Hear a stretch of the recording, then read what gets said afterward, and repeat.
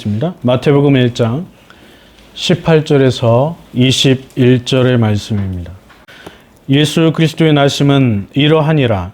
그의 어머니 마리아가 요셉과 약혼하고 동거하기 전에 성령으로 잉태된 것이 나타났더니 그의 남편 요셉은 의로운 사람이라 그를 드러내지 아니하고 가만히 끊고자 하여 이 일을 생각할 때에 주의 사자가 현명하여 이르되 다윗의 자손 요셉아 내 아내 마리아 데려오기를 무서워하지 말라. 그에게 잉태된 자는 성령으로 된 것이라. 아들을 낳으리니 이름을 예수라 하라. 이는 그가 자기 백성을 그들의 죄에서 구원할 자이심이라 하니라. 아멘. 오늘도 주님 앞에 나오신 여러분 환영합니다.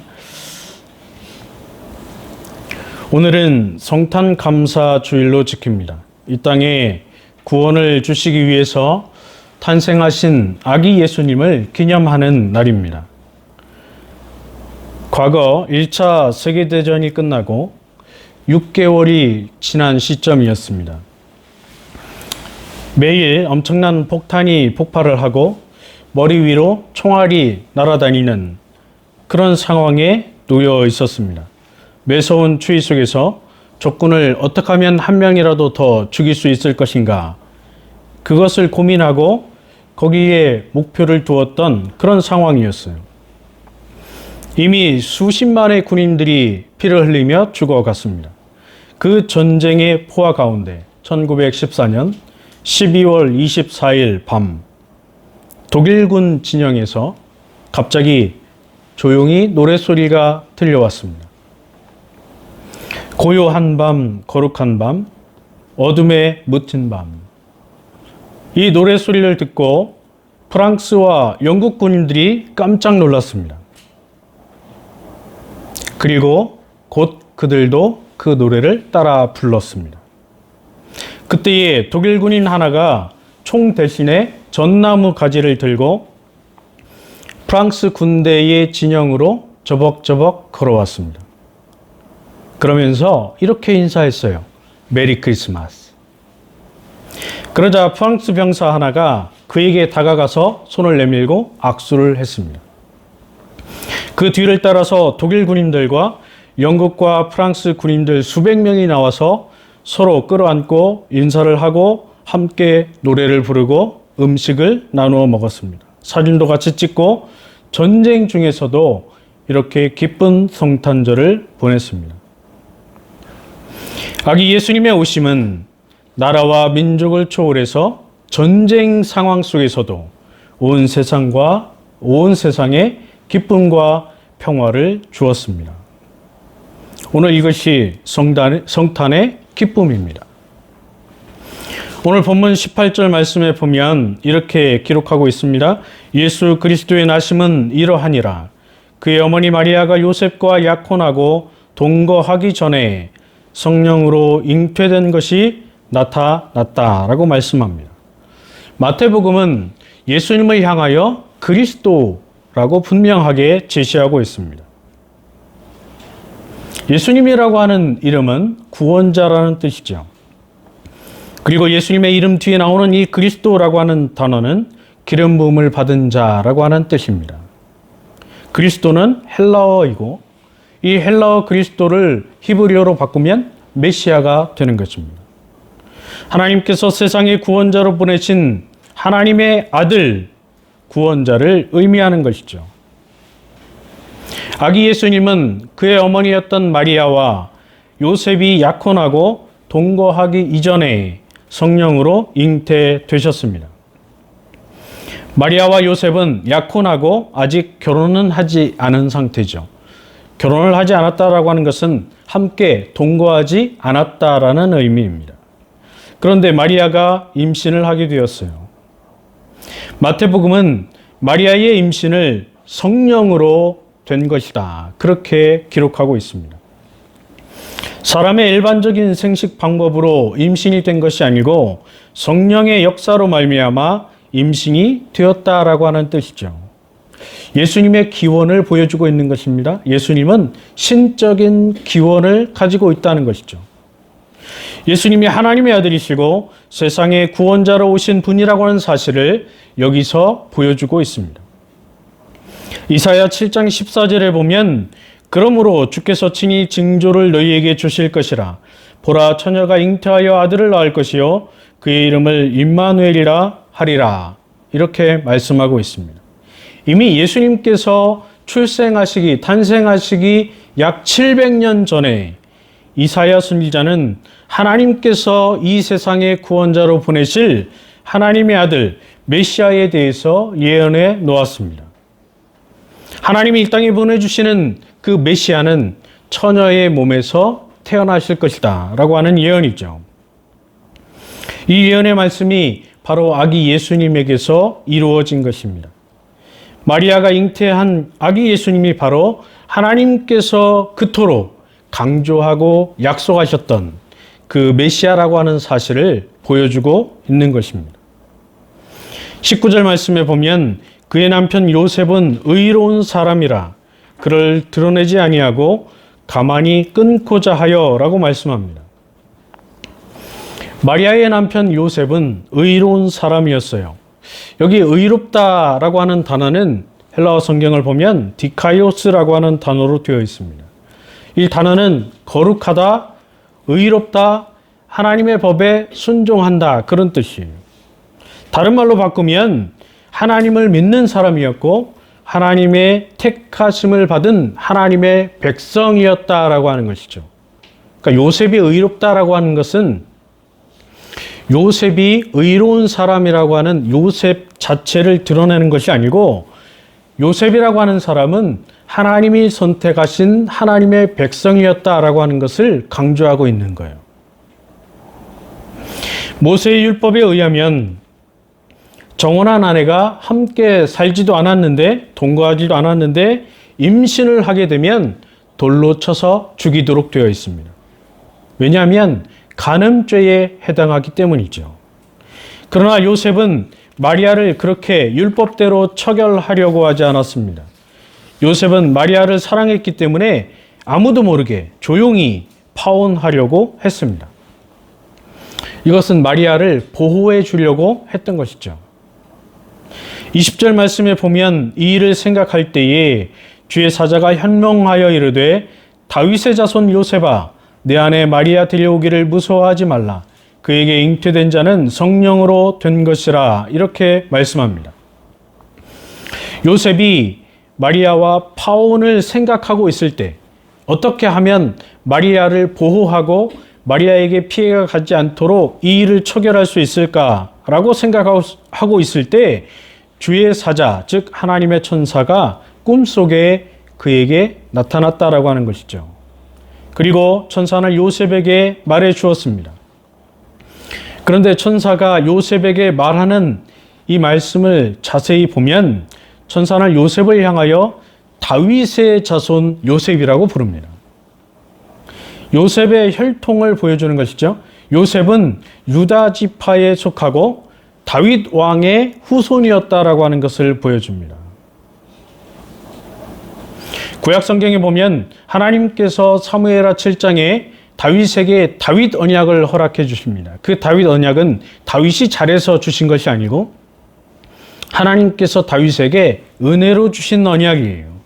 그 언약에 보면 다윗의 후손에게 하나님께서 왕과 왕위를 주시고 강력한 나라, 영원한 나라를 약속해 주셨습니다.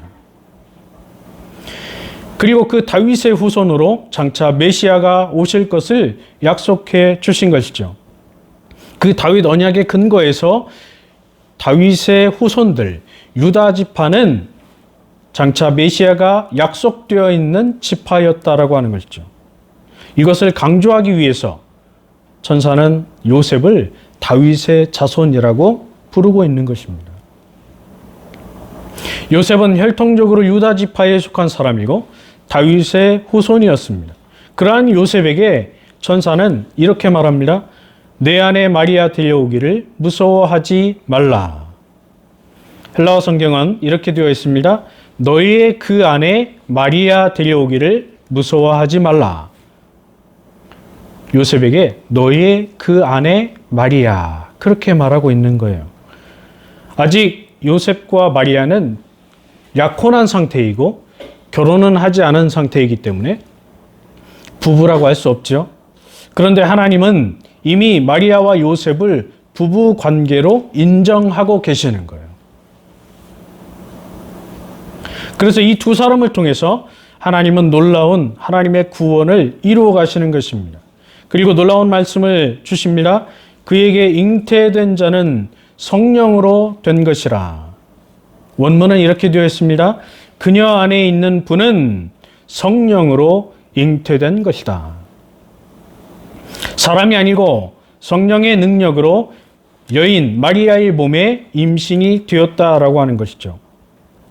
즉 마리아가 당시의 사람들이나 모세 율법이나 요셉이 오해하는 것처럼 불륜을 저지른 것이 아니라고 하는 사실을 강력하게 보여주고 있는 거예요. 하나님께서 약속하신 대로 처녀의 몸에서 나실 메시아가 바로 마리아의 아기라고 하는 사실을 천사가 보여주고 있는 것입니다. 그리고 21절에 보면 이렇게 말합니다. 아들을 낳으리니 이름을 예수라 하라. 이는 그가 자기 백성을 그들의 죄에서 구원할 자이심이라. 천사는 마리아가 임신한 아기의 이름을 알려주고 있습니다. 마리아가 임신하고 있는 그 뱃속에 태중에 있는 아기의 이름을 천사는 미리 알려주고 있는 것이죠. 현대에는 의료 장비들이 발달해서 초음파를 통해서 태중의 아기가 남자인지 여자인지를 구분해냅니다. 약 16주에서 19주, 그러니까 약 4개월 정도 되면 뱃속의 아기가 남자인지 여자아이인지를 구분해낼 수 있어요. 이런 기술이 발달해 있습니다. 물론 확률은 70%. 그러나 20주가 되면 약 5개월이 되면 100% 이 아이가 남자인지 여자아이인지를 구분할 수 있습니다. 그래서 우리 아이들도 우리 정현일, 도현일도 뱃속에 있을 때 알려달라고 산부인과 선생님에게 요청을 했지만 알려주지 않았습니다. 혼자만 알고 있더라고요. 왜냐하면 낙태를 하는 경우가 많기 때문에 알려주질 않았어요. 그래서 대신 하나님께 기도했죠. 첫 번째 아이는 아들로, 두 번째 아이는 딸로. 하나님은 안 들어주셨습니다. 두 번째 아이도 아들로. 하나님의 뜻이 있겠죠. 현대에 의료 장비도 없는 마리아가 임신했던 때는 BC 6년에서 4년 전후입니다. 그때 당시에 뱃속에 있는 아기가 남자인지 여자인지 아들인지 딸인지를 구분한다는 것은 아주 놀라운 일이죠. 상상도 할 수 없는 그런 일입니다. 그런데 천사가 뱃속에 있는 아기가 아들이라고 하는 것을 확실하게 가르쳐 주었습니다. 아주 신기하고 놀라운 일이 벌어진 것입니다. 그리고 천사는 이렇게 말합니다. 아들을 낳을 것이라 그 이름을 예수라 하라. 예수라고 하는 이름은 구약 성경에 보면 여호수아라고 하는 이름이에요. 히브리어로 여호수아. 하나님은 구원이시다. 하나님이 구원하신다. 그런 뜻이죠. 그 이름을 헬라어로 바꾸면 예수가 되는 것입니다. 그런데 이 아기 예수님을 주신 이유를 천사가 분명하게 전달하고 있습니다. 우리는 여기에 관심을 가지고 초점을 맞추어야 합니다. 이름을 예수라 하라. 그리고 이는이라고 하는 단어로 시작을 하죠. 이는이라고 하는 단어는 헬라어 성경에 보면 가르라고 하는 접속사입니다. 이 접속사는 왜냐하면 그 이유는 그런 뜻이에요. 하나님이 아들을 마리아에게 임신하게 하셨는데 그 이름을 예수라 하라. 왜 그런가 하면 그런 뜻이죠. 원문을 보면 이렇게 되어 있습니다. 그가 자기의 그 백성을 그들의 그 죄들로부터 구원할 것이기 때문이다. 그러니까 정확하게 예수님이 이 땅에 오시는 목적을 말해주고 있는 것이죠. 아기 예수가 자기의 그 백성을 그들의 그 죄들로부터 구원할 것이기 때문이다. 이렇게 되어 있습니다. 이 예수님이 오신 목적을 분명하게 한다면 오늘날 교회는 하나님이 말씀하고 있는 구원에 대해서 엉뚱한 소리를 하지 않고 하나님이 말씀하고 있는 하나님의 구원이 어떠한 것인가를 분명하게 알 수 있습니다. 아기 예수님이 이 땅에 오신 것은 모든 사람들, 전 세계에 있는 모든 시대와 모든 민족을 초월해서 모든 인간들을 구원하기 위해서 오신 분이라고 성경은 말하지 않습니다. 분명히 성경은 자기의 그 백성 앞에 정관사 그가 있어요. 이것은 무슨 말인가 하면 하나님께서 정해놓으신 사람들만을 이야기하는 거예요. 하나님께서 정해놓으신 특정한 사람들, 그 사람들을 위해서 아기 예수님이 이 땅에 오셨다는 것이죠. 모든 사람을 위해서 오신 것이 아니라는 거예요. 오늘날 신학에서 세 가지 구원론을 이야기합니다. 첫 번째는 보편 구원론이에요. 보편 구원론은 무엇인가 하면 모든 사람이, 예수님이 모든 사람을 다 구원하기 위해서 이 땅에 오셨다는 거예요. 예수님은 모든 시대와 모든 민족을 초월해서 하나님이 창조하신 모든 인간들을 구원하기 위해서, 다 구원하기 위해서 오셨다는 것이죠. 그래서 예수님을 믿고 죽어도 구원을 받고 예수님을 믿지 않고 죽어도 구원을 받는다는 것. 이 보편 구원론이 신학계에 나왔을 때 모든 사람들, 다른 종교에 속해 있는 사람들도 환영했습니다. 아, 예수를 믿지 않아도 다 구원받는구나. 그렇지, 하나님은 이렇게 사랑이 풍성하신 분이지 라고 하면서 아주 인기 있는 사상이 되었습니다. 두 번째는 아미랄드주의예요. 이 아미랄드주의는 무엇인가 하면 예수님은 모든 사람을 위해서 죽으셨는데 예수님을 믿는 사람만 구원을 받는다는 것이죠. 어떻게 보면 그럴듯해 보이지요? 그런데 이 사상의 핵심은 인간의 공로 사상에 있습니다. 내가 예수를 믿어서 구원을 받는 거예요. 내가 내 힘으로, 내 의지로 예수를 믿어서 구원을 받는 거예요. 세 번째는 제한속죄입니다. 모든 사람이 부패했습니다. 그 중에 하나님께서 구원하시기로 택정하신 사람들, 하나님께서 예정하신 사람들, 하나님이 자기 백성으로 삼아주신 사람들을 위해서 예수님이 이 땅에 오셔서 십자가에 달려 죽으시고 그들에게 성령을 주시고 예수를 믿게 하셔서 그들을 구원하신다는 거예요. 어떤 것이 맞을까요? 오늘 본문 21절을 우리가 정확하게 이해한다면 하나님의 구원론에 대해서 다른 소리 할 수 없죠. 하나님이 왜 이 땅에 아기 예수님을 보내주시고 하나님의 구원은 도대체 어떠한 것인가를 분명하게 알 수 있습니다. 21절 말씀은 예수님이 세상에 오신 목적과 하나님께서 구원하시는 대상을 우리에게 분명하게 가르쳐주고 있습니다. 하나님께서 택하신 하나님의 자기 백성들을 구속하기 위해서 하나님이신 예수님이 이 땅에 인간으로 오신 거예요. 이 사실을 믿는다면 오늘 저와 여러분들은 하나님 앞에 감사와 영광을 돌릴 수밖에 없는 것입니다. 수많은 사람들 가운데 하나님께서는 나같이 연약하고 나같이 보잘것없는 사람을 위해서 독생자 아기 예수님을 보내주시고 나를 구원해 주셨다는 놀라운 구원의 은혜를 체험하게 되는 것입니다. 하나님께서는 창세기 3장 15절에 약속하신 대로 타락한 세상에 구원을 주시기 위해서 여자의 씨를 보내주셨습니다. 그 여자의 씨가 바로 처녀 마리아의 몸에서 나신 아기 예수님이셨습니다. 하나님은 처녀의 몸에서 나신 아기 예수님을 통해서 오늘 저와 여러분을 구원해 주셨습니다.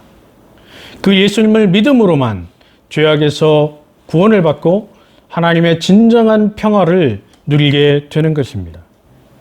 이 믿음을 우리에게 주시고 우리들을 자녀로 삼아주신 하나님의 무한하신 은혜, 그 은혜가 우리 모두에게 넘쳐나는 복된 성탄일 되기를 주님의 이름으로 축원합니다.